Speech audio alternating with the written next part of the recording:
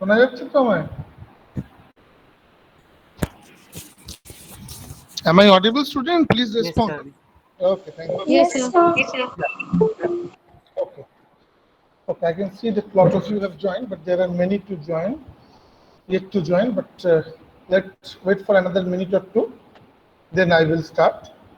So you are aware that today our scheduled class is for cell and molecular biology, but today I will conclude the module 2 of cytogenetics, not the entire module 2, almost, and the part of cancer biology. So let we wait for another minute or two. Let's see whether others join or not. And then, so this link will continue for our lab. HOD madam may or may not join. She has asked us to continue our lab. As you are aware that there are 3 more experiments which are yet to be done in the molecular biology lab, in the the genetics lab, that are the gel electrophoresis of RNA, competent cell production, and polyacrylamide gel electrophoresis. Today we will be Good discussing. afternoon, sir. Good afternoon to all of you. Today we will be discussing 2 practicals, and the next class, the final one, so that before the puja vacation, all of your practicals are over. So far the theory is concerned, from my part, I will not be able to complete the syllabus. There will be classes if needed. I will be taking some extra classes after the puja vacation. I think there will be ample opportunity of us for at least 2 weeks to have classes. So if other subjects are already done, then I can also take those classes if there is no clash with my routine. I think that those who wish to join, they have joined, but still the population is not that good. Please convey to your friends that those who have joined in this class, they will be allowed to join in the coming lab classes. I am not going to allow others. They think that I am not going to do the theory. We will do the lab. That's not going to happen. So why people are so late? It's 1:15. Still people are joining. Okay. So students, today I will discuss the epigenetic regulation of cancer biology. Till now, we discussed the genetic regulation, and I hope that you understood to some extent how the genetic regulation in case of cancer and tumor progression takes place. It's a huge area. There are entire books only on cancer biology or genetics of cancer biology. You can understand in this syllabus some introductory ideas were put forward so that you can understand it or you feel enthusiastic about understanding the cancer biology. I must say that after the class is over, I will ask the 2 questions that have already been asked. I hope that you will be able to answer. Now, without any further delay, let me share the PPT. Now, what is the difference between the genetics and epigenetics? It's very important. Actually, if I give you the definition, it will be a bit of complex thing. Think of any change in the gene expression due to mutation or variation or recombination. That is the change in the gene sequence, change in the arrangement of gene, change in the chromosome number, change in the arrangement of bases in the gene. Whatever we discussed in the previous 3-4 classes are all under the realm of genetics. What is epigenetics? Any change in the genetic level or in the expression of the gene which is not related to change in sequence or change in chromosome number or change in the size, shape, anything of the chromosome. So keep it in mind যখন আমরা genetic regulation বলছি তার মানে base change হলো, base substitute হলো, insert হলো, দিল, বা কোনো মিউটেশন হলো জিনে, কোনো সেগমেন্ট হারিয়ে গেল, নতুন সেগমেন্ট অ্যাড হলো, ট্রান্সলোকেশন হলো, যা বলেছি এই পুরোটা হচ্ছে জেনেটিক রেগুলেশনের আন্ডারে। এপিজেনেটিক রেগুলেশন কি? এর বাইরে, beyond that. You may have the question, is there anything beyond this? Yes, there is something that is very, very important. We have to understand it. Now, to understand it, we have to understand first the structural hierarchy of the eukaryotic DNA. So, we are going to discuss it. I am sharing the PPT. Just a minute. Let me share it. I am opening it, opening the PPT.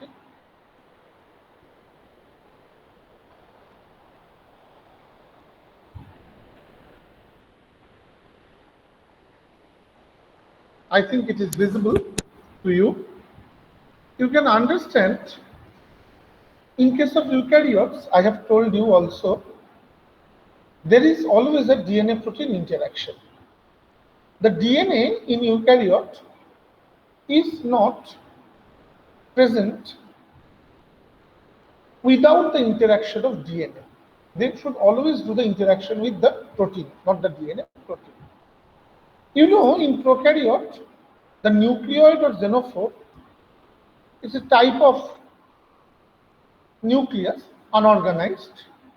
In that, the electronegative DNA, you are all aware, DNA is always electronegative because the phosphate groups are protruding outside and it is acidic in nature. It interacts with basic polyamine proteins. In plasmid, I think all of you have the understanding of plasmid. These are the circular, naked DNA, self-replicating without any protein, so that they are called the naked DNA, present in the cytoplasm of the bacterial cell. So the point I want to make, in prokaryotes, DNA in plasmid is without any association with the protein, and DNA present in the nucleoid or xenophore, it is having some kind of interaction with basic polyamine proteins.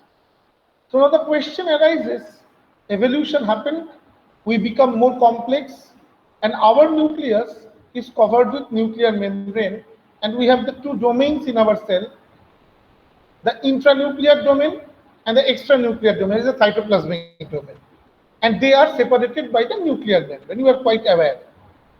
Now within the nucleus, the DNA, they interact with mainly with the histone protein. There are non-histone proteins. You are going through the molecular biology, all the enzymes that are involved in replication, that are present in replication, transcription, translation, যতগুলো enzyme এই সব প্রসেসে দরকার হয়, repair টিপেয়ার ইত্যাদিতে, they are non-histone. They are coming, they are sitting on the DNA, RNA or etc. and they are doing their work. But the group of enzyme with which DNA always remain associated to form the chromosome structure is known as the histone proteins.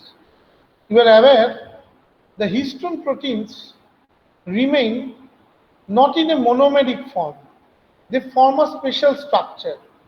Can anyone tell me that one histone is composed of how many molecules or how many segments?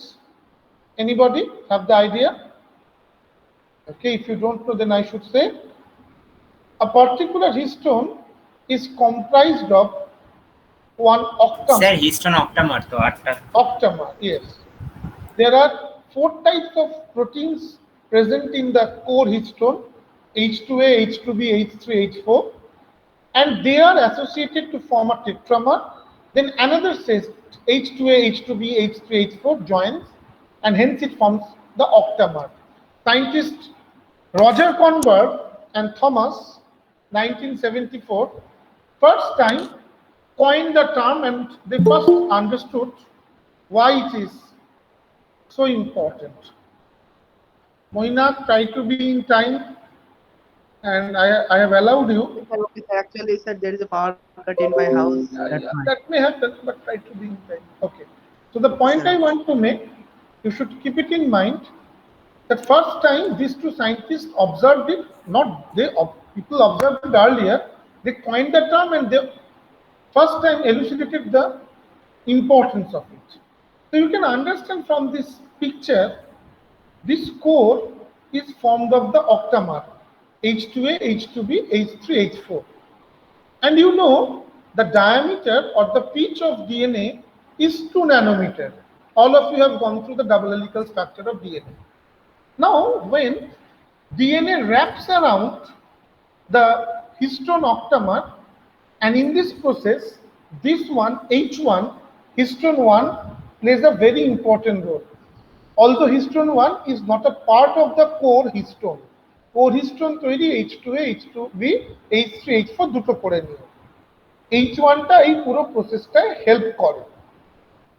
এখন প্রশ্ন হচ্ছে এই যে association হলো between DNA and histone কেন হলো? Because histone is basic. Arginine, leucine, you know, these are the basic amino acids. These are mostly present in those histones. So this basic nature and positive nature of histone attracts the negatively charged acidic DNA. That is why this interaction happens. And this forms the nucleosome structure. You can understand nucleosome has a diameter of 11 nanometer. So when DNA was solitary, it was 2 nanometer in diameter or pitch. It has now increased to 11 nanometer. And this kind of appearance is known as beads on a string, পুতির মালার মতো। এখানে beads গুলো, পুঁতিগুলো হচ্ছে হিস্টোনে, আর যে থ্রেডটা, যে দড়িটা, মালার যে সুতোটা, that is the DNA. So that is called beads on a string structure.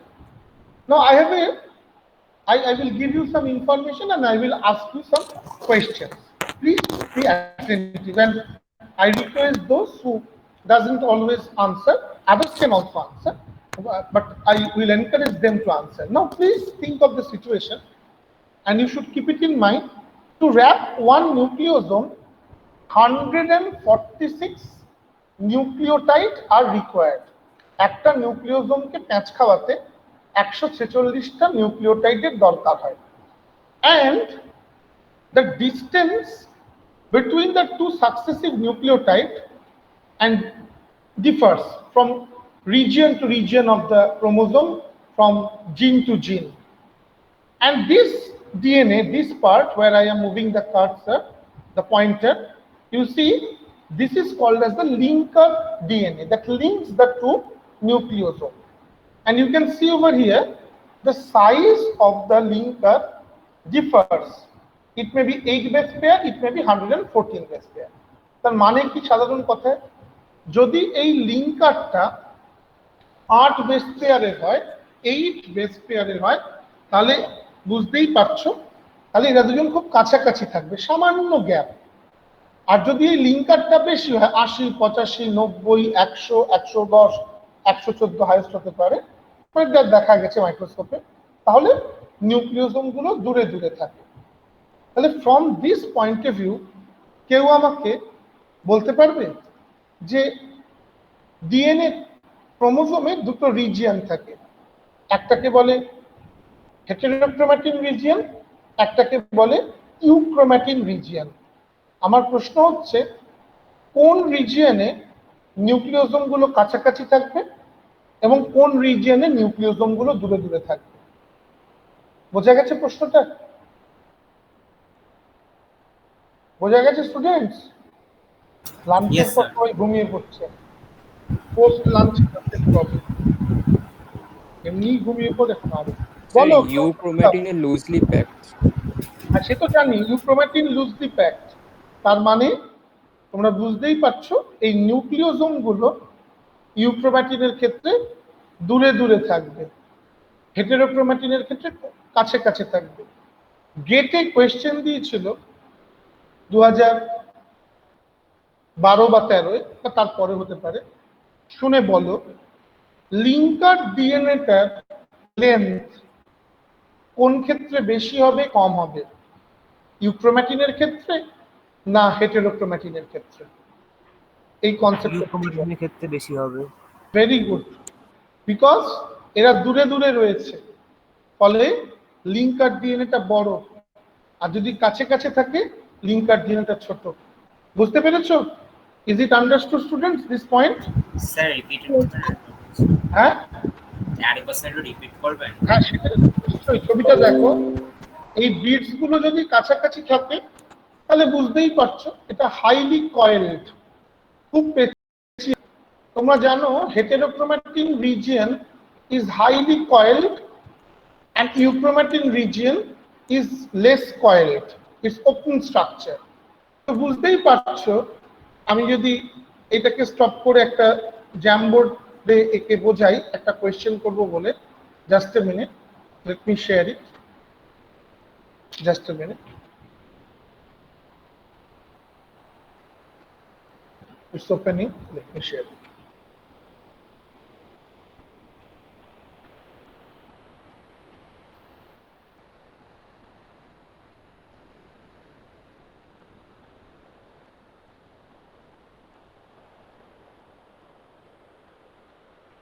Taking so much of time. Is it visible, students? Is the Jamboard visible? হ্যাঁ sir. Yeah, thank you. So you see what I am talking about. Let's say this is one region of the chromosome. Lots and lots of nucleosome, and this is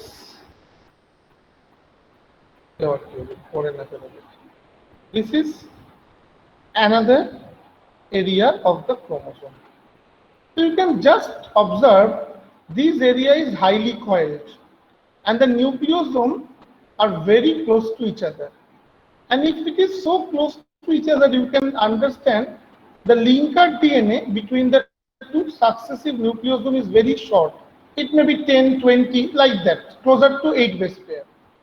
And if the region is not that coiled, it is open in nature, in appearance, then you can see the linker DNA will be 80, 90, 100, and highest 114 base pair. So you are all aware this region, which is highly coiled, which takes more and more stain, is called heterochromatin region. So students, you are aware the heterochromatin region is highly coiled, and you now understood that there is a high amount of histone, high amount of nucleosome, high amount of coiling. So if there is high amount of coiling, খুব কাছাকাছি যদি থাকে nucleosome গুলো, linker DNA ছোট হবে। আর ইউক্রোম্যাটিন তার উল্টোটা, it is very loosely packed. The distance between the two successive nucleosome will be higher, so that linker DNA length will be higher, and it will take the less amount of stain. So that is why it is called euchromatin. Is it clear? বোঝা গেছে? If it is clear, then I have a question to you. Now, which region between these two is having the higher rate of expression? When I say about higher rate of expression, it means genes present in which region, whether in heterochromatin or euchromatin, will easily be able to produce protein. কোনটা? এই ছবি দেখে কোনটা মনে হয়? Which one? কি কোনটা? Sir একবার রিপিট করুন কোশ্চেনটা। প্রশ্ন হচ্ছে হেটেরোক্রোমাটিন আর ইউক্রোমাটিনের মধ্যে কোন রিজিয়নে থাকা জিনের এক্সপ্রেশন বেশি হয়, সহজে হয়? স্যার ইউক্রোমাটিন রিজিয়নে থাকা। কেন? ইউক্রোম্যাটিন। এটা লুজলি প্যাকড, এর জন্য এমআরএনএ গুলো ঠিকঠাক বুঝতে পারবে। Yes, sir. সবাই ঠিকই বলেছো। লুজলি প্যাকড মানে আমি সহজে ডিকয়েলিং করতে পারবো, সহজে রেপ্লিকেশন হবে, সহজে ট্রান্সক্রিপশন হবে, সহজে ট্রান্সলেশন হবে। So it is easier to express. এটা তো আরো তাড়াতাড়ি তোমাদের বলা উচিত ছিল, তোমরা দুদিন আগেই বারবডির এক্সপেরিমেন্ট করেছো, তাই তো? বারবডি কি? হেটেরোক্রোমাটিনাইজড এক্স ক্রোমোসোম, তাই তো? Are you agreeing with me? Barr body is heterochromatinized X chromosome? Please tell me whether you are agreeing with me or not. So if you are agreeing with me, then you can understand হেটেরোক্রোমাটিনাইজড হয়েছে মানে x ক্রোমোসোমটার expression বন্ধ হয়েছে। এটা তো খুব easy জিনিস। ওকে, তো আশা করি এই জায়গাটা তোমাদের ক্লিয়ার হয়েছে। Any question or any query? Okay, if you don't have any query or question, then I will go to the PPT once again. Let me share the PPT once again. I can see there are few people who join initially, then they leave, and then again they join, and they think that teachers will not be able to understand. Some of them do it deliberately. I don't want to name. I can see that there are few who do it day in and day out. It's up to them.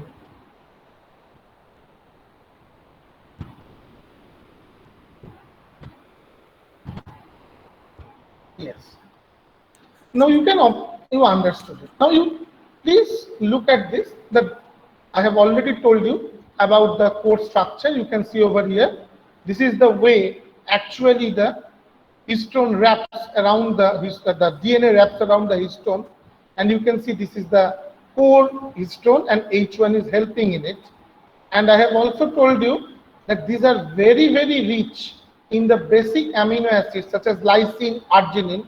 That is why they interact with each other. And there was a question few years back in JNU entrance that among this H, that is histone, which one is bulkier? So if you do the gel electrophoresis, which one will move fastest, which one will be slowest? And you are aware, higher the molecular weight, bulkier the molecule, its speed is lesser. So for that reason, I have decided to put this chart. You need not to memorize the exact molecular weight, but you have to keep it in mind the relative difference of molecular weight. You can see H3 and H1, they are having high molecular weight. If you are asked among the core histones, that is H2A, H2B, H3 and H4, the one which is having highest molecular weight is H3. But if I take all of this into account, then H1. And you can see the least one is H4. So the point is that students, you will be asked some questions in your GATE or the entrance exam based on your knowledge, but you have to apply it. They are not going to ask you, what is the molecular weight of H3 of H4? And this is bad. This kind of question should not be asked, and these are not asked. Whether you can interpret it, that what is the relationship between the molecular weight with that of the migration in a gel. So the basic point that I want to make, you have to memorize, but after understanding it. If you just mug up, nothing is going to happen. You may get good marks in the semester, but in the higher studies or in your entrance exam, you will not be able to understand it quite clearly. Now, students, what happens? Please look at this picture. Initially, DNA was 2 nanometer in diameter. After puckering with nucleosome, it has become 11 nanometer, and subsequently, the higher order packaging occurs. So the first order packaging is nucleosome. From 2 nanometer, it has now become 11 nanometer.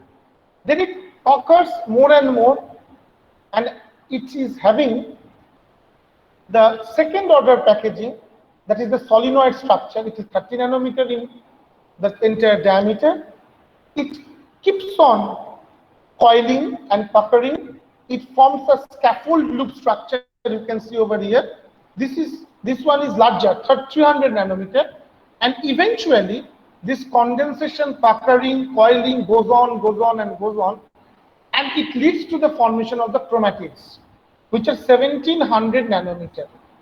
And you are all aware, in the metaphase chromosome, 2 sister chromatid forms 1 chromosome. So the simple point I want to make here, that starting from a tiny 2 nanometer molecule DNA in our cell produces chromosome by interacting with histone proteins and by coiling, condensation and puckering, and eventually it forms the chromosome, which is 1400 nanometer in length. So you can understand the degree of change, the hierarchical change that this journey undertakes from 2 nanometer to 1400 nanometer. Is there any question? Have you understood till now? I hope so. If there is no question now, why, sir, we will so much on histone DNA interaction? Here comes the explanation. Keep it in mind, students, any kind of change in the interaction between the DNA and histone leads to the change in the chromosome structure as well as the expression of the genes. So, not only the sequence of the DNA plays important role in gene expression, but also this association and this formation of chromosome, this process, if hampered, also have implications in our body. সোজা কথায় DNA স্ট্রাকচারে এমন কিছু পরিবর্তন হলো, ফলে সেটা হিস্টোনের সাথে সঠিকভাবে খাপ খাওয়াতে পারছে না। উল্টোটা হলো, ডিএনএটা ঠিক আছে, হিস্টোনের স্ট্রাকচারে কোনো পরিবর্তন হলো, ডিএনএ আর হিস্টোন নিজেদেরকে ইন্টারঅ্যাক্ট করতে ঠিকভাবে পারছে না। অথবা সাইমালটেনিয়াসলি দুটোই হলো, ডিএনএর কিছু একটা চেঞ্জ হলো, সিকোয়েন্স নয়, স্ট্রাকচারগত বা কিছু সাইড চেনগত কিছু একটা চেঞ্জ হলো, হিস্টোনেরও সেটা হলো, তাতে ওরা দুজনের সাথে ইন্টারঅ্যাক্ট করতে পারছে না। সোজা কথা, সিকোয়েন্স বদল ব্যতি রেখে, except the change in the sequence of DNA, if there is any change which leads to any kind of problem of interaction between DNA and histone or DNA or other protein, and hence the entire expression of the gene gets altered, that is called the epigenetic regulation. I think from that point of view, you understood why it is absolutely necessary for the understanding of the structure of nucleosome. And please keep it in mind, the amino acids, amino acids which histone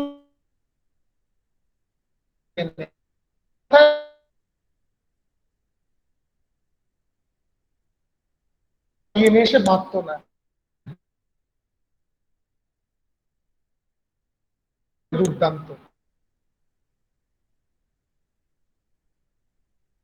Okay, question?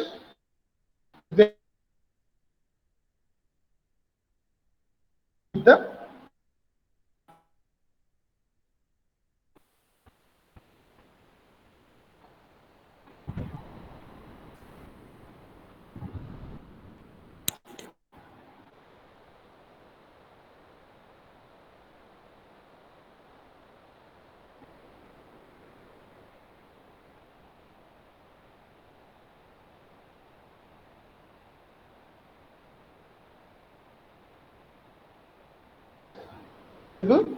is it visible?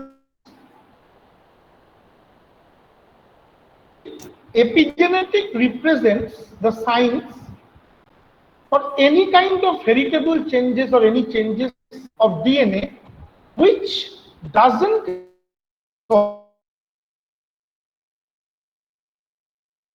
সোজা কথা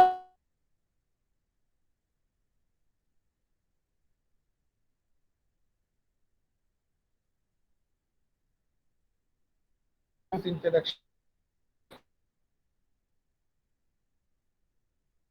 করছি তোমাদের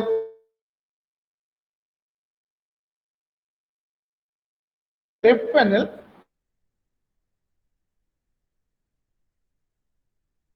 কোনোভাবে একটা carcinogen cancer causing এজেন্টের এফেক্টে বা মিউটাজেনের এফেক্টে হি হ্যাজ বিকাম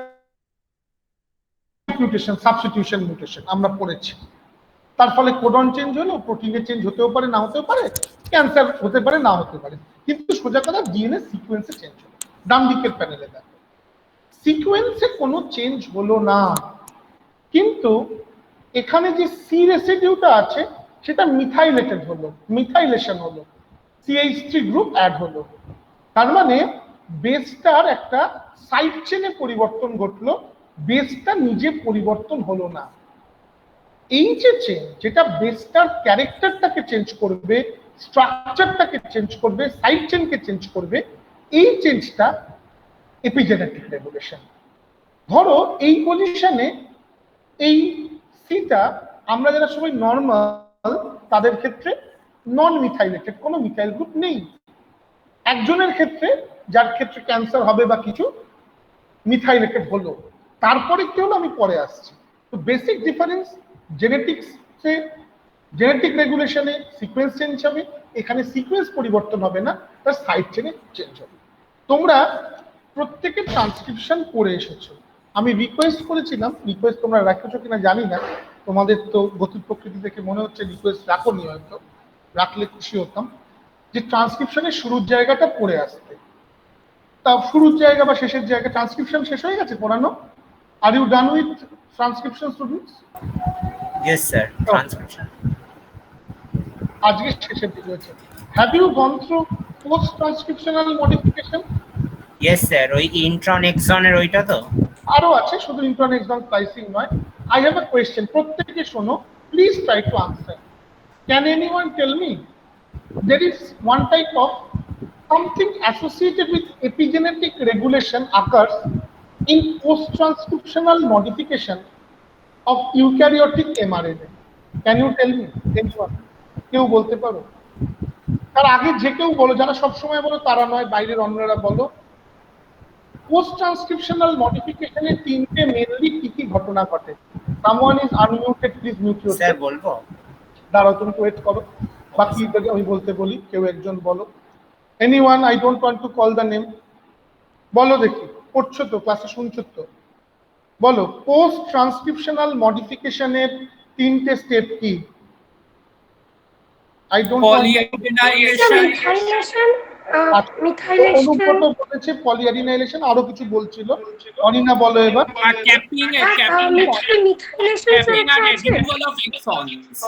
methylation, অনিনা বলো। introns, exons কিছু deletion হয় হ্যাঁ, আর মিথাইল অ্যাড হয়। yes, so keep it in mind, there are mainly three, there are many. Only you can mute yourself. Yeah, so the point is that the first thing that happens, or I should not say first, three events, main events, there are n number of events. Anubroto rightly told, Corina also tried, Radarshi wanted to say, I just asked him that he answers, but what is your answer, Radarshi?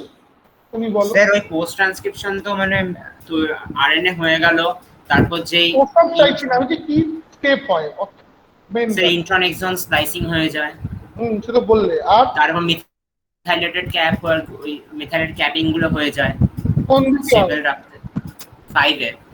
Okay, thank you. তো আমি জানি, আমরা অনেকেই জানে, হ্যাঁ ঠিকই আছে, correct. তো তোমরা, আমি জানি যে আমি,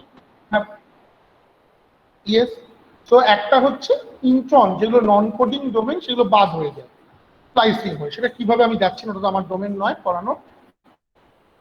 3' পলিঅ্যাডিনাইলেশন, এ হয়ে একটা টেল যুক্ত হয়, আর 5' ক্যাপিং হয়। 5' ক্যাপ হয়ে তোমার যে জি বেস গুলো আছে 5' সেখানে মিথাইলেশন হয়। তো দেখো, ডিএনএ মিথাইলেশন কিন্তু শুধুমাত্র এই আমরা যখন ক্যান্সার করবো সেখানে নয়, আরো অনেক কিছুতে ইম্পর্টেন্ট রোল প্লে করে। আরেকটা জিনিসও করে, রেস্ট্রিকশন এন্ডোনিউক্লিয়াসের কাজের ক্ষেত্রে। রেস্ট্রিকশন এন্ডোনিউক্লিয়াস কি কারো জানা আছে? Is there anyone who knows Yes, sir. Restriction endonuclease? Okay, anybody else? Follow একটু, হ্যাঁ ঠিক আছে, আই গট ইউর পয়েন্ট। এরকম চুপচাপ বসে থাকলে হবে না ক্লাসে। বলো দেখি, মেঘনা বলো। বলছে না। আচ্ছা, আর কে আছে এখানে? তো সবাইকে দেখতেও পাওয়া যায় না। আচ্ছা ঠিক আছে, আমি রেস্ট্রিকশন এন্ডোনিউক্লিয়াস কাকে বলে বলছি। তোমরা সবাই জানো হয়তো, জানো যে ব্যাকটেরিয়া কিছু এনজাইম সিক্রেট করে, সেই এনজাইমগুলো কতগুলো প্যালিন্ড্রোমিক সিকোয়েন্স, যে সিকোয়েন্সের প্রথমটা আর সেকেন্ড পার্টটা মিরারিনেস, তোমরা রিকম্বিনেন্ট ডিএনএ টেকনোলজিতে নেক্সট সেমিস্টারে ভিভিডলি পড়বে। এই দুটো যেরকম যে কম্প্রাইজিং রিজিয়ন প্যালিন্ড্রোম সিকোয়েন্সকে দেখে কেটে দেয়, একে বলে রেস্ট্রিকশন ডাইজেশন। রেস্ট্রিকশন এন্ডোনিউক্লিয়াস কাটছে, বুঝতেই পারছো, এন্ডোনিউক্লিয়াস মাঝখান থেকে কাটছে। রেস্ট্রিকশন কেন? নির্দিষ্ট জায়গায় কাটছে, সব জায়গায় কাটছে না। এটা ব্যাকটেরিয়া সিক্রেট করে। So my question is, when bacteria secretes restriction endonuclease students, কখন ব্যাকটেরিয়া রেস্ট্রিকশন এন্ডোনিউক্লিয়াস সিক্রেট করে কেউ বলতে পারো? প্রত্যেকে ক্লাস 12 এ পড়েছে। ডিফেন্স মেকানিজম হিসেবে Yes, absolutely correct, Aratri. Defense mechanism. Against whom? কার against? ভাইরাস বা কিছু মানে যেমন ব্যাকটেরিওফাজেস হয় তাদের Absolutely correct. Very good. এবার আরেকটা একটা কারেক্ট আনসার দিচ্ছে, সবাই জানো, আমি জানি। একটা ভাইরাস ঢুকেছে একটা ব্যাকটেরিয়ার মধ্যে, ভাইরাসটা প্রোপাগেট করবে। তোমরা সবাই জানো ভাইরাস নিয়ে জেনেটিক ম্যাটেরিয়ালকে ঢুকিয়ে দেয়, ডিএনএ ভাইরাস হলে ডিএনএ ভাইরাস, আরএনএ ভাইরাস হলে আরএনএ ভাইরাস। একটা ব্যাকটেরিয়া যে ভাইরাস অ্যাটাক করে তাকে আমরা ফাজ ভাইরাস বলি। ঢুকেছে ল্যামডা যোগ টিটুফা যোগ যা খুশি নিয়ে এটা ঢুকিয়ে দিচ্ছে। ব্যাকটেরিয়া কি করলো? ব্যাকটেরিয়া এমন একটা এনজাইম সিক্রেট করলো, তোমরা সবাই ইকোলাই এর নাম শুনেছো। ইকোলাই এর একটা পৃথিবীতে সব থেকে জানা গবেষণা করা একটা রেস্ট্রিকশন এন্ডোনিউক্লিয়াস হচ্ছে ইকো আর1। রেস্ট্রিকশন এন্ডোনিউক্লিয়াস নোমেনক্লেচার কেমন ভাবে হয়? ব্যাকটেরিয়ার জেনাসের ফার্স্ট অক্ষর আর স্পিসিসের প্রথম দুটো এরকম ভাবেই হয়। ইকো আর1, ইকো আর1 ছেড়েছে। ভাইরাসটা যেখানে যেখানে একটা স্পেশাল প্যালিন্ড্রোমিক সিকোয়েন্স ওদের ক্ষেত্রে 6 বেসের পেয়েছে, সেখানে সেখানে কেটে দিয়েছে। ভাইরাসের জেনেটিক ইন্টিগ্রিটি লস্ট হয়ে গেছে, জিনগুলো চপ আপ হয়ে গেছে, রেপ্লিকেশন করতে পারেনি, ট্রান্সক্রিপশন করতে পারেনি, ট্রান্সলেশনও করতে পারেনি। খুব ভালো কথা, ভাইরাসটা ব্যাকটেরিয়ার কোনো ক্ষতি করতে পারেনি, ব্যাকটেরিয়াটা বেঁচে গেল। That's good. Now my question is, students, whether the genome size of virus is larger or bacteria is larger.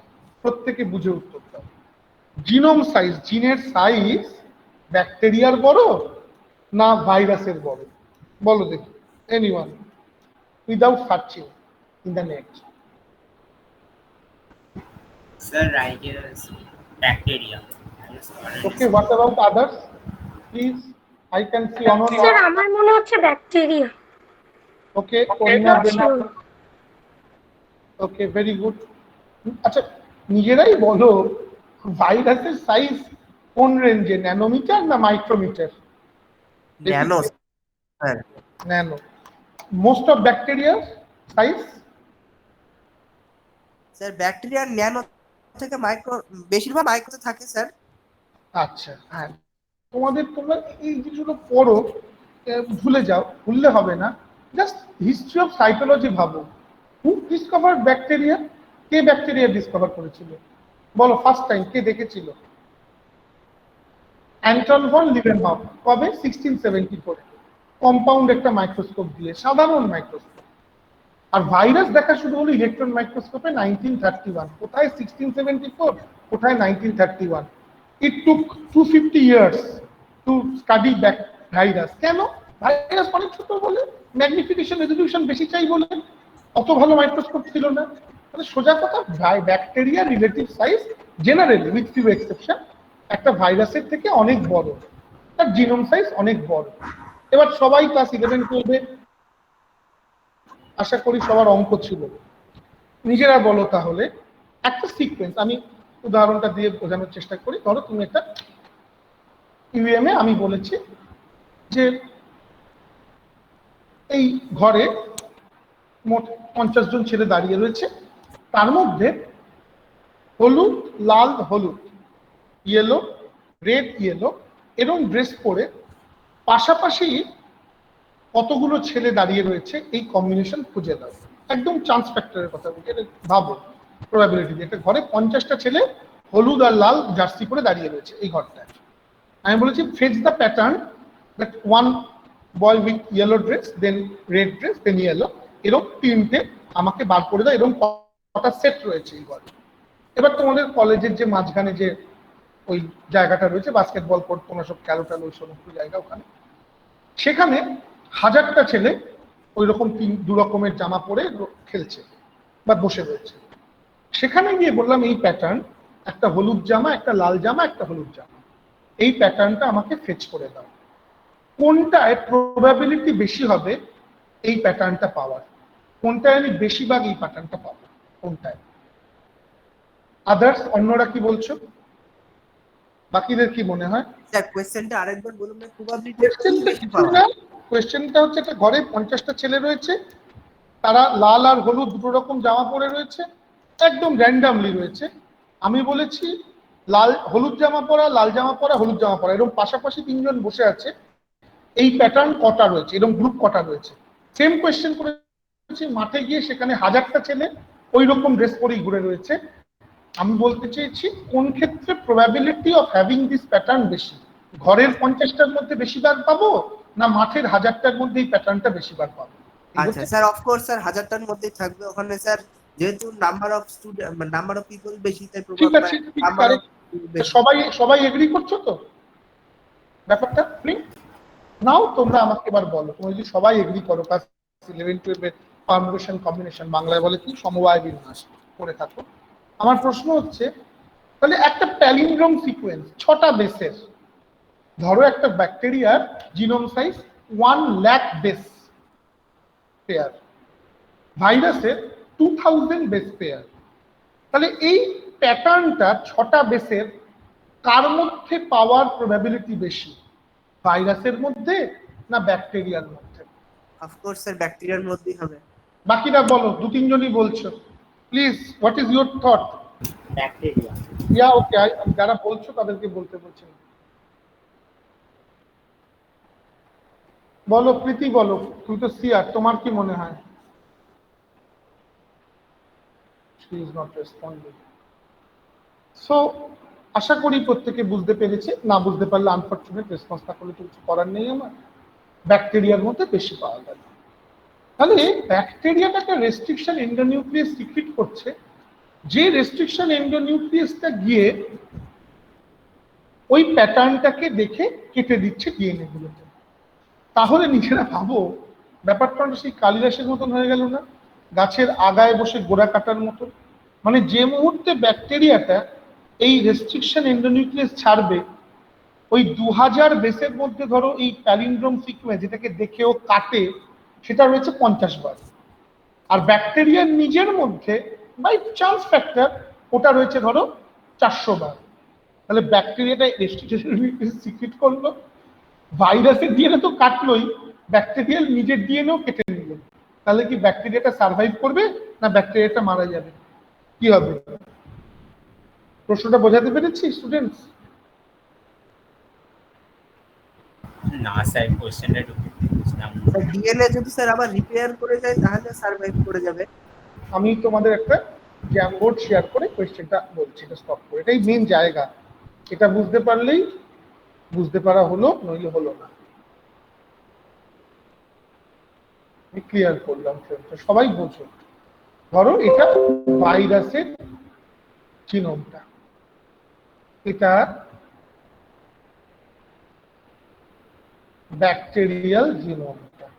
তোমরা জানো একটা রেস্ট্রিকশন এন্ডোনিউক্লিয়াস যাকে আরই বলে, ও একটা স্পেসিফিক সিকোয়েন্স দেখেই এই কাটার কাজটা করে। ধরো সেই সিকোয়েন্সটা হচ্ছে টি টি টি, আমি আরবিট্রারি দিচ্ছি, টি টি হলে এটা হবে এ এ, প্রথমটা আর সেকেন্ড পার্টটা complimentary, C G T A T A, 5 prime to 3 prime. ভাইরাসের জিনোম সাইজটা হচ্ছে 2000 বেস পেয়ার, ব্যাকটেরিয়ার জিনোম সাইজটা হচ্ছে 1 লাখ বেস পেয়ার। ওকে, নাও তোমরা নিজেরাই বললে এই প্যাটার্নটা এর মধ্যে পাওয়ার প্রবাবিলিটি অনেক বেশি হবে by just permutation combination compare to this. ধরো ভাইরাসের মধ্যে ডিএনএ এর মধ্যে এই প্যাটার্নটা আমরা পেলাম 10টা জায়গায়, ধরো এই পজিশন এরকম একটা প্যাটার্ন পেলাম, এখানে পেলাম, এখানে পেলাম, এরকম করে 10 জায়গায় পেলাম। ব্যাকটেরিয়ার ক্ষেত্রে এই প্যাটার্নটা পেলাম এমন জায়গায়, এমন জায়গায়, এমন জায়গায়, এখানে। তাহলে নিজেই ভাবো এবার ব্যাকটেরিয়াটা একটা রেস্ট্রিকশন এন্ডোনিউক্লিয়াস সিক্রেট করেছে, যেটা যেখানে এই সিকোয়েন্সটা পাবে সেখানে গিয়ে ডিএনএটাকে কেটে দেবে। তাহলে এই ব্যাকটেরিয়াটার মধ্যে ভাইরাসটা যখন জিনোম ঢুকিয়েছে, ব্যাকটেরিয়াটা এই এনজাইমটা সিক্রেট করেছে, ও তো ভাইরাসের ডিএনএ কেও কাটবে, তার সাথে সাথে নিজের ডিএনএ কেও কেটে ফেলবে না। এবার বোঝা গেছে? Now is it clear student? হ্যাঁ স্যার। তাহলে ব্যাকটেরিয়া তো তারপরে নিজের জিনোমটাকে তো রিপেয়ার করবে স্যার। এবার তুমি না ওইভাবেই ভাবছো, রেখে দেবে। না শোনো, ও একটা প্রশ্ন বলছে ব্যাকটেরিয়া তার জিনোমকে রিপেয়ার করবে, তো ইসবে একটা সময় নষ্ট হয়ে গেল, তারপর আবার রিপেয়ার করলো, it will be hell of a job. একটা যদি কিছু সময়ের জন্য জিনোম ইন্টিগ্রিটি নষ্ট হয়ে যায়, তো এন্টায়ার সেন্ট্রাল ডগমা স্টপ হয়ে গেল, রেপ্লিকেশন, ট্রান্সক্রিপশন, ট্রান্সলেশন। তাহলে কি প্রোটিন সিনথেসিস হবে? তাহলে এত তাহলে আর হবে না স্যার। টুকরো হয়ে গেল, এটা রিপেয়ার করার আগেই ও মারা যাবে। তাহলে তো উল্টো হলো, ভাইরাসকে মারতে গিয়ে ভাইরাসকে তো মারলোই, নিজেও মরে গেল, অনেকটা সেই সুইসাইড বম্বিং এর মতন ব্যাপার, তাই না? হ্যাঁ স্যার। প্রবলেমটা সবাই বুঝেছো তো? তাহলে বলো তো, তাহলে তো আমরা জানি, তোমরা সবাই বললে, আরাত্রিক এটা খুব ভালো উত্তর দিল যে রেস্ট্রিকশন এন্ডোনিউক্লিয়াস হেল্প করে ইন ডিফেন্স। এ তো দেখলাম ডিফেন্স কি, তো সেলফ গোল দিয়ে দিল, নিজেই নিজেকে মেরে ফেললো। এর থেকে পরিত্রাণের উপায় কি? How they can get rid of it, কিভাবে এর থেকে বাঁচতে পারে?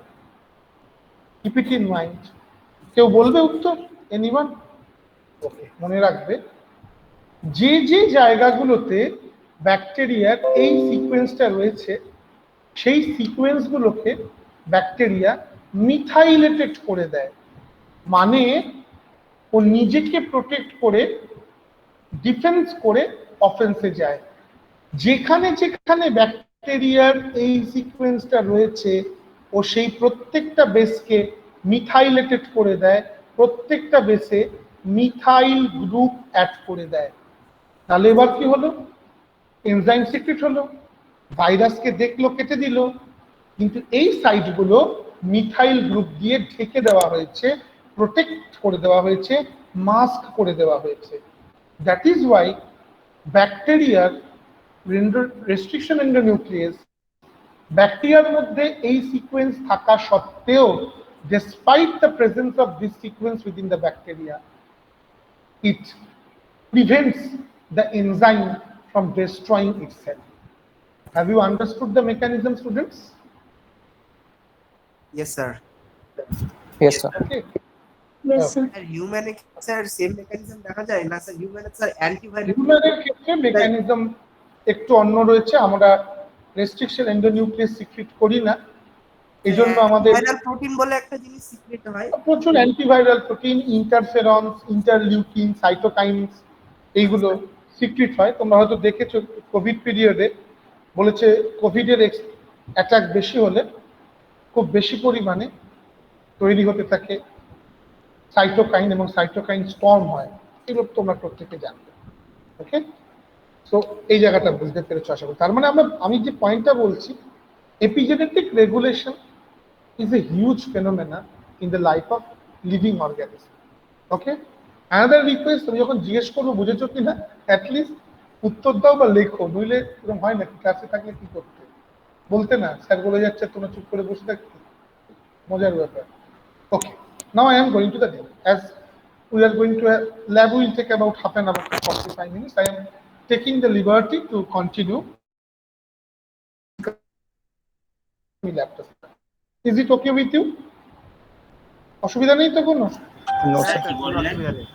আমি কন্টিনিউ করছি থিওরিটা কিছুক্ষণ, তারপর ল্যাবটা স্টার্ট করছি। Okay sir.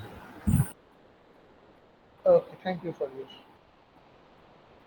Okay, now I am sharing the PPT again. Okay, I think it is visible. Now, just try to understand how genetic regulation and epigenetic regulation have impact on cancer biology. Genetic regulation তার পড়াচ্ছি না, সবাই জেনে গেছে mutation পড়ে। এপিজেনেটিকে দেখো, এমন একটা ঘটনা ঘটলো, সামহাউ ডিএনএটার কোনো সাইড চেনে চেঞ্জ হলো, স্ট্রাকচারে অথবা হিস্টোনে। তাতে কি হলো, ডিএনএটা আর হিস্টোনটা ঠিকভাবে ইন্টারঅ্যাক্ট করতে পারলো না। অ্যাবনর্মাল মডিফিকেশন হলো ডিএনএ তে, অ্যাবনর্মাল মডিফিকেশন হলো হিস্টোনে। That is why chromosomal integrity and other problems arise. It can also introduce genetic disorder. Now, আমি দুটো মেকানিজম তোমাদেরকে বোঝাবো, that is very very important, সেটা তোমরা একটু বোঝার চেষ্টা করো। তাহলে কি কি ঘটনা এপিজেনেটিক্যালি ক্যান্সার লিড করে? 1 number, DNA methylation and demethylation, DNA তে মিথাইল গ্রুপ অ্যাড হওয়া বা সরে যাওয়া, হিস্টোন অ্যাসিটাইলেশন ডিঅ্যাসিটাইলেশন, হিস্টোনে অ্যাসিটাইল গ্রুপ অ্যাড হওয়া সরে যাওয়া, histone methylation and demethylation, phosphorylation and dephosphorylation of histone and non histone protein.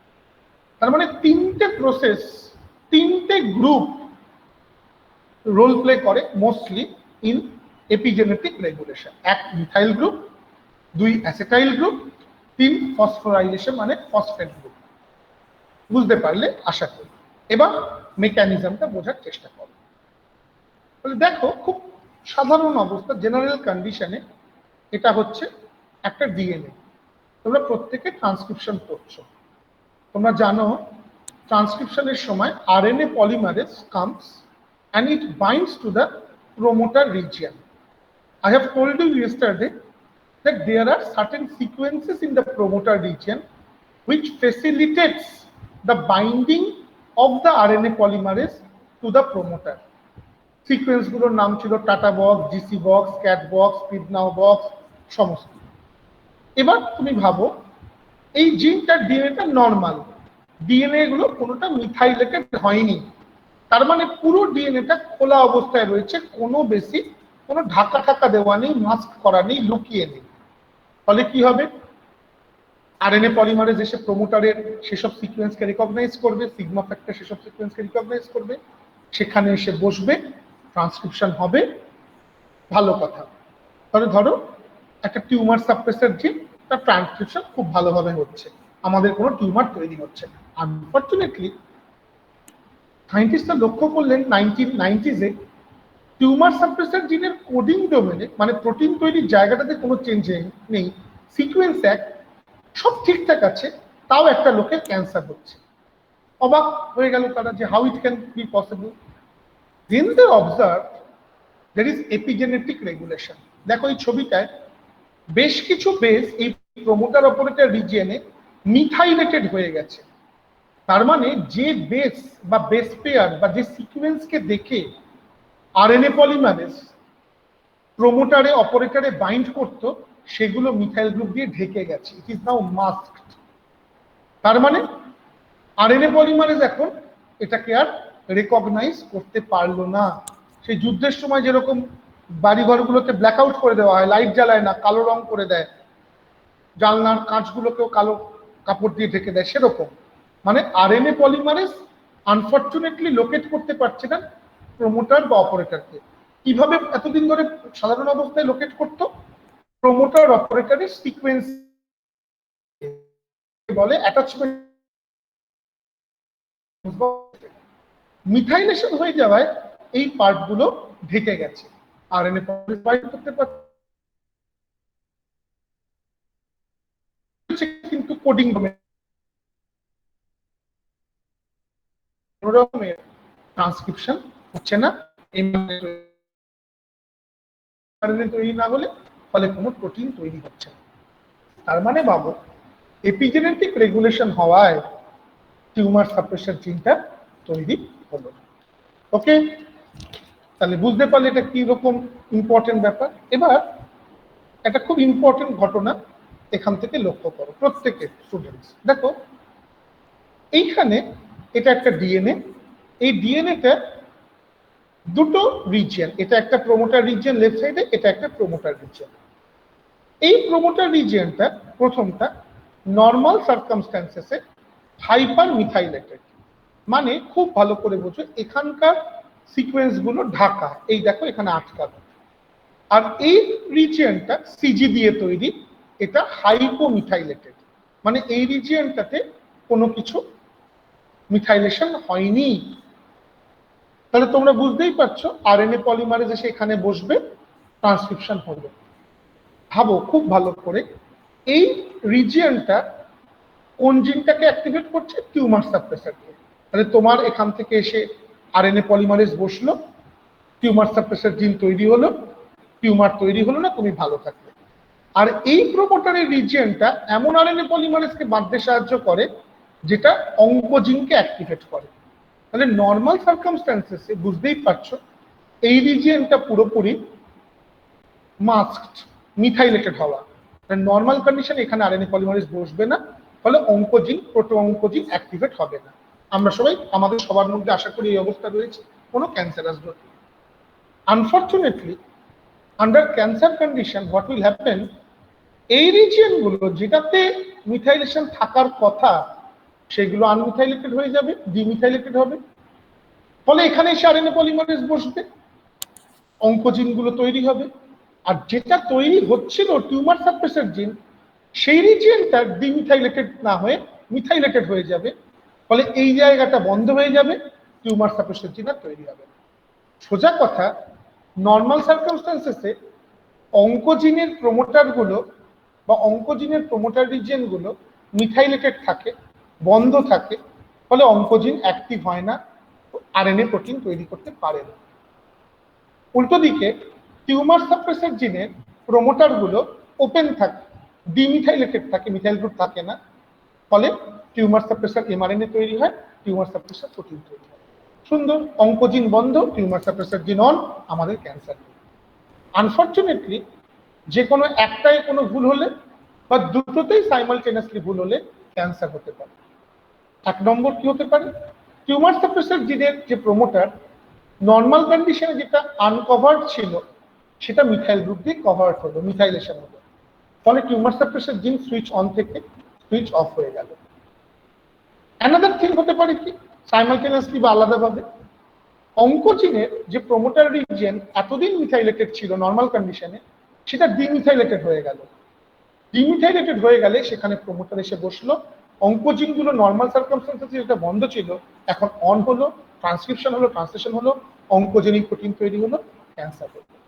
তার মানে তোমরা মনে রাখবে, মিথাইলেশন ডিএনএ কে ঢেকে দেয়, তার কাজ করার ক্ষমতা বন্ধ করে। আর ডিমিথাইলেশন উল্টো করে, সেটাকে বার করে দেয় এবং মিথাইলেশনে সেটা হেল্প করে। ওকে, so I am not going to allow anyone who has been joined the previous class. Okay, so is it clear students? বোঝা গেছে এই জায়গাটা, এই মেকানিজমটা? Yes sir. ওকে, নাও তোমরা এই ছবিটাকে প্রত্যেকে দেখে আমাকে একটা উত্তর দিতে হবে। এটা একটা গেটে আসা কোয়েশ্চেন।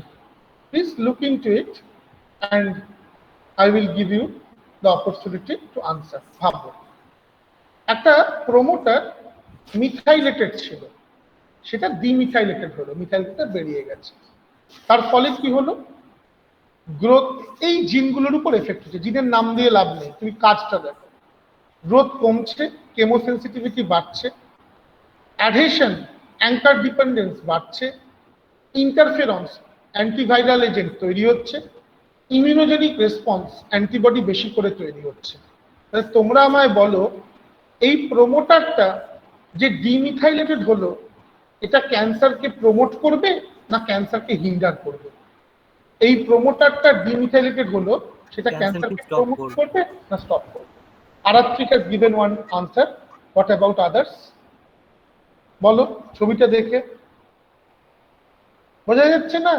ক্যান্সারকে বাড়িয়ে দেবে, কারণ টিউমার ক্যান্সারকে বাড়িয়ে দেবে কি দেবে না কমিয়ে? স্টপ করবে তো, সরি স্টপ করবে, immunogenicity is increasing to stop. সবগুলো, শুধু ইমিউনোজেনিসিটি নয়, গ্রোথ কমাচ্ছে। গ্রোথ কমালে তো বুঝতেই পারছো টিউমার গ্রো করবে না। কেমোসেন্সিটিভিটি কমাচ্ছে, এই সরি বাড়াচ্ছে, মানে কেমিক্যালস গুলো অ্যাটাক করে ডিস্ট্রয় করবে সেলগুলোকে। অ্যাডহেশন বা অ্যাঙ্কারেজ বাড়াচ্ছে, এক জায়গায় সীমাবদ্ধ রাখবে। ইন্টারফেরন বাড়াচ্ছে, অ্যাটাক করবে ভুলভাল সেলগুলোকে। ইমিউনোজেনিসিটি বাড়াচ্ছে, ক্যান্সার অ্যান্টিজেন গুলোর অ্যাক্টিভিটিকে কমিয়ে দেবে, অ্যান্টিবডিজের অ্যাক্টিভিটি বেড়ে গিয়ে, বুঝতেই পারছো? তার মানে তোমরা মনে রাখবে, ডিপেন্ড করে। যদি একটা টিউমার সাপ্রেসার জিন মিথাইলেশন হয়ে যায়, তাহলে খারাপ আমার শরীরের পক্ষে। মিথাইলেশন হওয়া মানে টিউমার সাপ্রেসার জিনটা বন্ধ হয়ে গেল। যদি একটা ক্যান্সারের অঙ্কোজিন মিথাইলেশন হয় আমার শরীরের পক্ষে ভালো, কারণ ক্যান্সার মিথাইলেশন যদি বেড়ে যায় আমাদের শরীরে তাহলে বুঝতেই পারছো তাহলে সেটা অফ হয়ে যাবে। সো উল্টো, হ্যাঁ, তাহলে অঙ্কোজিনের ক্ষেত্রে মিথাইলেশন হলে আমাদের ভালো, ডিমিথাইলেশন হলে খারাপ। টিউমার সাপ্রেশন জিনের ক্ষেত্রে মিথাইলেশন হলে বাজে, ডিমিথাইলেশন হলে ভালো। তাই তো? ক্লিয়ার আশা করি সবার। নাও জাস্ট একটা এক্সাম্পল দেব। কিছু ড্রাগস আবিষ্কার হয়েছে, তার মধ্যে একটা 5-অ্যাজাসাইটিডিন। এ কি করে, কোনো জায়গায় তোমার একটা জিন, টিউমার সাপ্রেসর জিন মিথাইলেটেড হয়ে আছে, তার মানে তোমার শরীরে বৈশাখী, I have admitted you, but I decided not to. Please try to be present in both theory and practical classes. I am not only telling you, but also to others. Don't make it a practice that one should be present. I had some unavoidable circumstance. I'm so sorry, sir. Okay. So the thing is that don't make it a habit. I am telling all of you that we will skip the theory class and I will be present in the practical class. And I can see now that number has gone up to 28, and it came down to 23. It not always happens due to network issues. I am also once a student, so I know that what sometimes students do. Okay, so let me continue our discussion. কেন আমি allow করতে চাই না? এখন যদি কেউ ঝোঁকে সে তো বুঝতেই পারবে না কি পড়া হচ্ছে। একটা তো ডিসিপ্লিনের ব্যাপার, আর দ্বিতীয় এটা। যাই হোক, please try to understand if one can. So the point I was making, let's say it's a person who is suffering from cancer. Unfortunately, one of the most important tumor suppressor gene in him or her is methylated. Now you can understand if it is methylated, then it is not functioning tumor suppressor gene. তুমি একটা drug দিলে সেই ড্রাগটা গিয়ে methyl গ্রুপটাকে detach করে দিল, হাইপোমিথাইলেশন করলো, মানে methylation কমিয়ে দিল। খুব ভালো, নর্মাল হয়ে গেল আমার সিকোয়েন্সটা, আমি খুব ভালো করে ওই জিনটাকে আবার অ্যাক্টিভ করলাম। প্রবলেম কি? প্রবলেম হচ্ছে তোমাকে ড্রাগটাকে খুব টার্গেট স্পেসিফিক করতে হবে। এমন যদি হয় যেসব জায়গায় মিথাইলেশন দরকার সেই সব জায়গার মিথাইলেশন গুলোকে ও ভাগিয়ে দিল, নষ্ট করে দিল, তাহলে হিতে বিপরীত হবে। দ্যাট ইজ ওয়াই ক্যান্সার ড্রাগসে এত ধরনের নেগেটিভ ইম্প্যাক্ট দেখতে পাওয়া যায়। ওকে, এখানে এক্সাম্পল রয়েছে। এবার তোমাদের দুটো ক্লাস অফ জিন করি, I will call it a day, or theory I should rather say. So you see, one enzyme is known as HDAC. এতক্ষণ আমরা যা পড়লাম স্টুডেন্টস, এপিজেনেটিক রেগুলেশন ডিএনএ তে, তাহলে যেরকম এক হাতে তালি বাজে না সেরকম শুধু ডিএনএ কে পড়লেই হবে না এপিজেনেটিক মডিফিকেশনে, তার যে আরেক সঙ্গী, আরেক পার্টনার হিস্টোনেও তো হতে পারে এপিজেনেটিক মডিফিকেশন, সেটা পড়তে হবে। n number of modifications are there. I will confine our lecture into two main examples which are responsible for 90% of all cancer. The first is HDAC, that is known as the deacetylation enzyme, histone deacetylation enzyme. তো কি ঘটনা ঘটছে সেই জায়গাটা বোঝার চেষ্টা করো। ফার্স্টে আমরা আসছি HAT, HAT নামটা ভাবো, হিস্টোন অ্যাসাইল ট্রান্সফারেজ। প্রত্যেকে বোঝার চেষ্টা করো কি করবে। অ্যাসিটাইল গ্রুপের আর অ্যাসিটাইলেশনের সাথে একটা কোনো সম্বন্ধ রয়েছে। দেখো, আন্ডার নর্মাল সার্কামস্ট্যান্সেসে যখন হিস্টোন ডিঅ্যাসিটাইলেটেড কন্ডিশনে থাকে তখন ওর সাথে ডিএনএর ইন্টারাকশন খুব ভালো করে হয়। একটা ডিঅ্যাসিটাইলেটেড হিস্টোন, নর্মালি হিস্টোনে অ্যাসিটাইল গ্রুপটা থাকে না সাইড ছেড়ে, ফলে ও ডিএনএ কে খুব ক্লোজলি র্যাপ করতে অ্যালাউ করে। So it's a very compact and very condensed interaction. তার মানে বুঝতেই পারছো এই কন্ডিশনে ডিএনএটা এতটাই পেঁচিয়ে আছে এর ভেতরে কোনো ট্রান্সক্রিপশন ফ্যাক্টর বা আরএনএ পলিমারেজ ঢুকতে পারছে না। তার মানে এই কন্ডিশনটায় একটা পার্টিকুলার জিন অফ। নাও এই হ্যাট বসে এই হিস্টোনে একটা অ্যাসিটাইল গ্রুপ অ্যাড করলো। অ্যাসিটাইল গ্রুপ কি করে? হিস্টোনটাকে বাল্কিয়ার করে দেয়। ছবিতে দেখতে পাচ্ছ হিস্টোনের সাইডে অ্যাসিটাইল গ্রুপ অ্যাড করেছে। এর ফলে কি হবে? এর ফলে এই যে puckering interaction between the DNA and the histone কমে যাবে, হিস্টোনটা ওপেন হয়ে যাবে। বুঝতেই পারছো, যেই মুহূর্তে হিস্টোনটা ওপেন হয়ে গেল তখনই ট্রান্সক্রিপশন ফ্যাক্টরস গুলো অ্যাক্সেস পেয়ে গেল ডিএনএ তে এবং ট্রান্সক্রিপশন অফ দ্য পার্টিকুলার জিন অন হলো। তার মানে অ্যাসিটাইলেশন হিস্টোনের স্ট্রাকচারাল ইন্টিগ্রিটিকে পার্টার্ব করে। ডিঅ্যাসিটাইলেট স্টেটে কম্প্যাক্ট, সরি ইয়েস, ডিঅ্যাসিটাইলেটেড স্টেটে কম্প্যাক্ট আর অ্যাসিটাইলেটেড স্টেটে লুজ। একটা জিন ডিঅ্যাসিটাইলেট স্টেটে বন্ধ থাকবে কারণ ট্রান্সক্রিপশন করার জন্য ট্রান্সক্রিপশন ফ্যাক্টর আরএনএ পলিমারেজ ঢুকতে পারবে না জিনটার মধ্যে, ডিএনএ এর মধ্যে, আর ওপেন হয়ে গেলে সেখানে ঢুকতে পারবে। এবারে দুটো ইমপ্লিকেশন আছে। ভাবো, যদি জিনটা অঙ্কোজিন হয়, আমি চাইবো ওইখানে হ্যাট কাজ না করুক, অঙ্কোজিনটা চুপচাপ বন্ধ হয়ে পড়ে থাকুক। তাহলে from the point of view of our body, if the gene of interest is oncogene, I will always want that hat should not work. কারণ অঙ্কোজিন যদি ওপেন আপ করে তার ট্রান্সক্রিপশন হয়, তাহলে ক্যান্সার হবে। ক্লিয়ার? ভাবো, একই জিন একই এনজাইম, তার কাজও এক, কিন্তু উদ্দেশ্য বা জিন আলাদা হলে কিরকম আমাদের ডিসিশন চেঞ্জ হচ্ছে। সেম জিনটা ভাবো, যদি এটা একটা টিউমার সাপ্রেসর জিন হয়, তাহলে আমি চাইবো এটাও ক্লোজ করে না থাকুক, ওপেন হোক, কারণ টিউমার সাপ্রেসর জিন থেকে এমন প্রোটিন তৈরি হবে যেটা টিউমার সাপ্রেস করবে। সো দৃষ্টিভঙ্গির তফাৎ বলে না, so it's a matter of point of view and the situation. Same hat should work for the benefit of our body for tumor suppressor gene to make it open and to have the transcription of the tumor suppressor gene. But if it's an oncogene, we should always try to keep hat away so that the oncogene doesn't become open and the oncogene doesn't produce mRNA and the protein. Have you got the point? What is the difference between the outcome? বোঝা গেছে এই জায়গাটা students? বলো, কেউ respond করো একটু। Yes, sir. বোঝা গেছে? ওকে, বুঝতে না পারলে কিন্তু বলতে পারো। Okay, now comes the second situation. There is an enzyme called HDAC, known as histone deacetylase. It works antagonistically, ঠিক উল্টো কাজটা করে ফ্যাটের। ফ্যাট কি করছিল? বন্ধ অবস্থা থেকে আটকে দিচ্ছিল, আর এইচডিএসি কি করছে? খোলা অবস্থা থেকে বন্ধ করে দিচ্ছে। কারণ ডিঅ্যাসিটাইলেট মানে ও অ্যাসিটাইল গ্রুপে ভেঙে দেয়, বার করে দেয়। তাহলে এইচডিএসি যখন অ্যাক্ট করে, একটা ওপেন জিনকে ক্লোজ জিনে কনভার্ট করে, আর হ্যাট উল্টোটা করে। তার মানে এইচডিএসি পয়েন্ট অফ ভিউ থেকে আমি যদি টিউমার সাপ্রেসর জিনের কথা ভাবি, আমি চাইবো এইচডিএসি না থাকুক, কারণ এইচডিএসি এসে টিউমার সাপ্রেসর জিনকে ওপেন থেকে ক্লোজ করে দেবে, তাকে কাজ করতে দেবে না।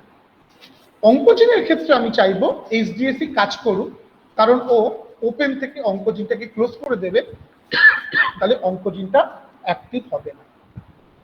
আমাদের বডিতে নর্মাল সার্কামস্ট্যান্সেসে এইচডিএসি কাজ করে আর হ্যাট বন্ধ থাকে।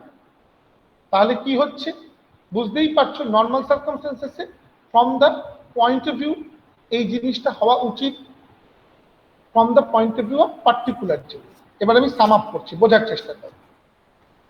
একটা টিউমার সাপ্রেসর জিনের জন্য আমরা চাইবো হ্যাট কাজ করুক, এইচডিএসি কাজ না করুক। তাহলে তুমি যখন নর্মাল, তুমি যখন সুস্থ, তোমার বডিতে টিউমার সাপ্রেসর জিনের উপর হ্যাট কাজ করছে, তাকে ওপেন করছে, এইচডিএসি কাজ করছে না, তাকে ক্লোজ করতে পারছে না। তুমি প্রচুর টিউমার সাপ্রেসর প্রোটিন তৈরি করছো। Very good.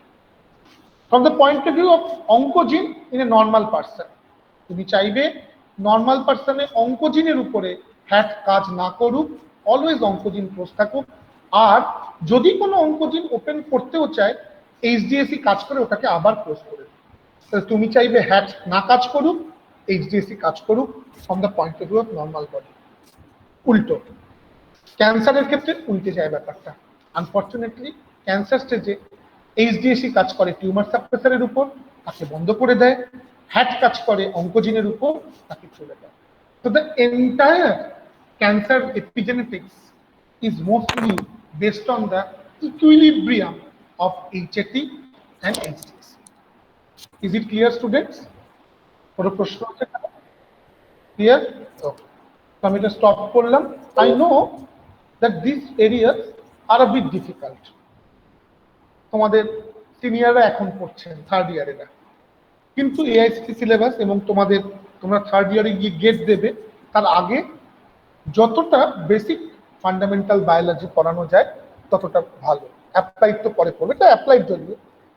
So students, we concluded a long lecture which started from the understanding of histone modification. Then we discussed the entire hierarchy of the structure of histone, then understood the importance of methylation by giving two examples. One is 5' capping, another is the elaborate discussion on restriction endonuclease. And then we come to the epigenetic part of cancer, that is the modification of DNA and RNA apart from the sequence change. We understood methylation is the most important thing in DNA, methylation and demethylation. So for cancer biology is concerned, epigenetic regulation. And acetylation and deacetylation is the most important mechanism for the progression or arrest of cancer progression in case of histone modification. Okay? So students, is it understood? বোঝা গেছে? কারোর কোনো প্রশ্ন আছে? No, sir. Okay. Now we will start today's practical class. Should I stop for 1 or 2 minutes or should I continue? I don't have any problem. I can continue. What's your view? Sir, 2 minutes break. Okay, so you can take 2 minutes break. Let we have a 5 minutes break. It's 2:24, 2:25. Remain in the line. From 2:30, we will start the discussion on the practical. Okay, thank you. Thank you, sir.